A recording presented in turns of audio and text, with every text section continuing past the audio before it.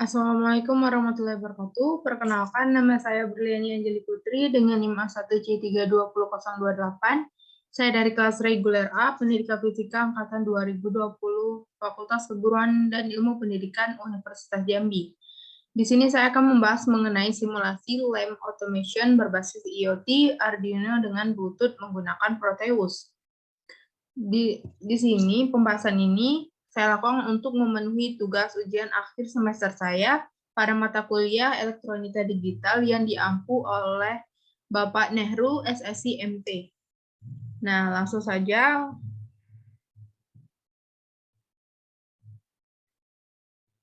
Pada latar belakang ini saya akan membahas yaitu perkembangan teknologi saat ini berkembang sangat pesat dan dapat dirasakan dalam dunia industri maupun masyarakat. Salah satunya yaitu dengan pemanfaatan teknologi yang ada, seperti pembuatan rumah pintar atau smart home. Rumah pintar atau lebih dikenal dengan istilah smart home adalah sebuah tempat tinggal atau kediaman yang menghubungkan jaringan komunikasi dengan peralatan listrik yang dimungkinkan dapat dikontrol, dimonitor, atau diakses dari jarak jauh. Perkembangan inovasi teknologi yang semakin canggih saat ini menjadi salah satu tuntutan pada banyak negara. Hal ini disebabkan karena inovasi sebagai wujud dari kemajuan teknologi suatu negara. Kemajuan teknologi suatu negara menandakan upaya pada negara tersebut untuk menciptakan teknologi terbaru yang dapat bermanfaat bagi banyak khalayak. Teknologi pada peralatan yang mencapai beberapa fungsi rumah tangga selama ini banyak sekali para penyandang disabilitas yang setiap hari pada kegiatannya mempunyai keterbatasan, baik dalam lingkungan maupun dalam rumahnya sendiri, karena mereka tentu ingin dapat melakukan kegiatan itu tanpa bantuan orang lain. Seperti menyalakan lampu, terkadang terbatas pada jarak saklar lampu yang jauh dari jangkauannya, sehingga dengan adanya teknologi penelitian ini diharapkan dapat membantu dan mengatasi permasalahan para penyandang disabilitas. Mematikan lampu rumah selama ini juga masih dilakukan secara manual atau masih menggunakan saklar. Hal ini tentu dapat memakan waktu lebih hanya untuk berjalan ke arah saklar lampu yang akan dimatikan. Oleh karena itu, dibutuhkan teknologi smart home sebagai pengganti saklar manual agar lebih baik. Adapun tujuannya yaitu yang pertama, memperkenalkan smart home lebih interaktif, yang kedua menjadi bahan pertimbangan seorang atau pengembang di sistem dalam pembuatan sistem smart home di kehidupan nyata. Ketiga, memberi gambaran akan kecanggihan sistem IoT atau Internet of Things sehingga para pengembang bisa menciptakan proyek-proyek IoT lainnya yang lebih baik dan berguna buat masyarakat tentunya. Yang keempat, serta mempermudah penyandang cacat fisik dan orang tua yang susah berdiri agar lebih mudah dalam menghidupkan lampu tanpa perlu menekan tombol saklar dan yang ada di dinding. Selanjutnya, adapun manfaatnya itu yang pertama, memudahkan dan memanjakan pengguna dengan fitur yang dirancang. Kedua, sebagai bahan pertimbangan dalam pembuatan alat atau karya yang lebih kompleks yang dapat dipakai di dalam kehidupan nyata. Yang ketiga, dapat dikembangkan pada aspek-aspek lainnya dan memaksimalkan penggunaan IoT atau Internet of Things agar lebih efisien. Selanjutnya, saya akan membahas sedikit yaitu menurut Darmawan 2014, mikrokontroler Arduino yang dapat bekerja dan memproses datagram yang dikirim dari aplikasi Android hanya jika di dalamnya sudah dimasukkan listing program. Program yang dimasukkan ke dalam Arduino dibuat dan diupload ke Arduino menggunakan tools pemrograman Arduino IDE. Fungsi program di sini antara lain yaitu menginisialisasi pin-pin mana saja yang akan menjadi output atau input, mengubah datagram yang dikirim dari Android menjadi perintah logika seperti high atau low, yang mengaktifkan atau mematikan relay dan output-output pendukung lainnya, serta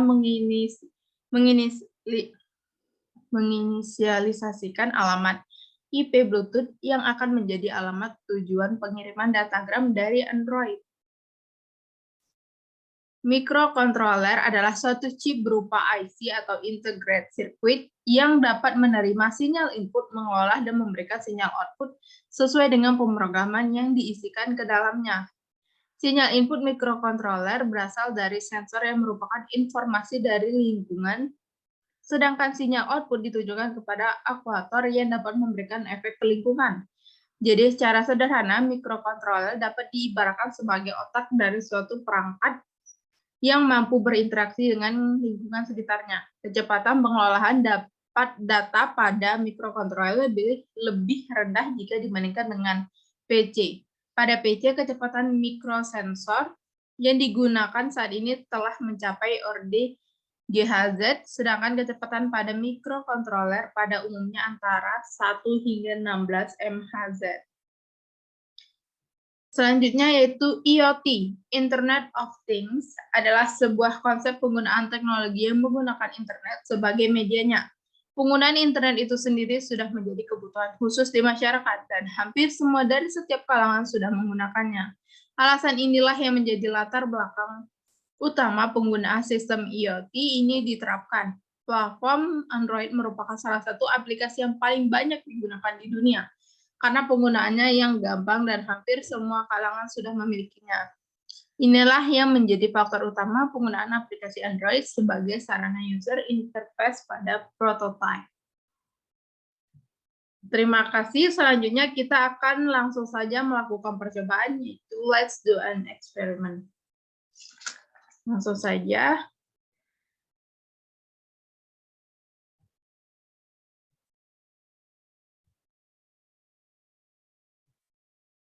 Nah, teman-teman, di sini saya telah melakukan percobaan.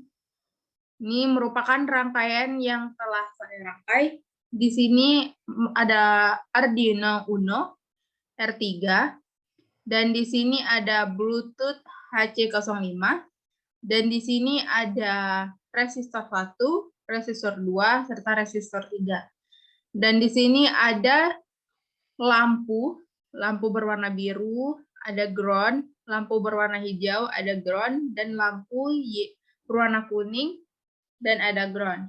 Di sini saya mengilustrasikannya sebagai untuk lampu berwarna biru itu merupakan lampu teras. Yang untuk lampu green ini saya mengilustrasikannya sebagai lampu ruang TV, dan lampu berwarna kuning ini saya ilustrasikan menjadi lampu kamar. Nah, untuk menjalankan suatu rangkaian ini, kita akan melakukan pengkodean.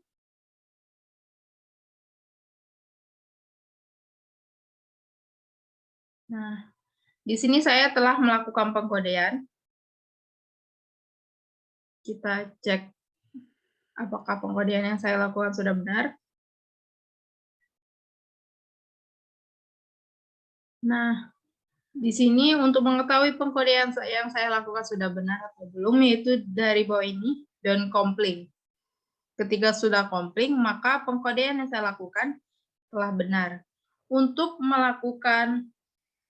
menghubungkan Arduino pengkodean ini, untuk menyalakan rangkaian, kita akan mengcopy salah satu data pengkodean yang ada di sini. Nah, yang ini. Ini kita copy. Oke. Selanjutnya, kita klik.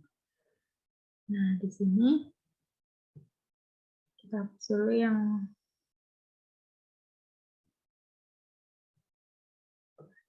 kita copy. Oke. Lalu kita pastikan bahwa Bluetooth ini physical port-nya itu COM3. COM3. Oke. Nah, teman-teman, untuk menghubungkan rangkaian ini ke alat menyalakan lampunya, yaitu yang ada di Android, kita menghubungkannya melalui Bluetooth. Dan kita gunakan aplikasi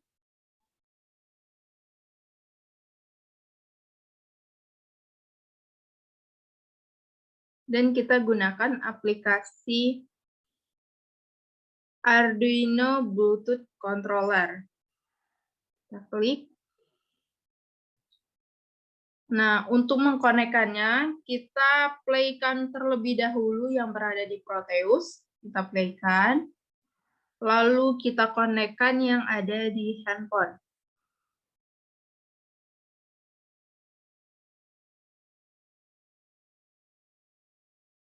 Nah, sudah connect yang ada di Android kita. Kita klik Voice Controller. Nah, di sini langsung saja kita coba untuk menyalakan lampu teras. Nyalakan lampu teras. Nah, teman-teman, lampunya menyala ya, berwarna biru. Selanjutnya, nyalakan lampu ruang TV. Nah, nyala ya teman-teman, berwarna hijau. Selanjutnya, nyalakan lampu kamar. Nah, jadi percobaan untuk kali ini berhasil ya teman-teman. Coba kita matikan. Matikan lampu teras. Ya teman-teman. Matikan lampu ruang TV. Nah, matikan lampu kamar.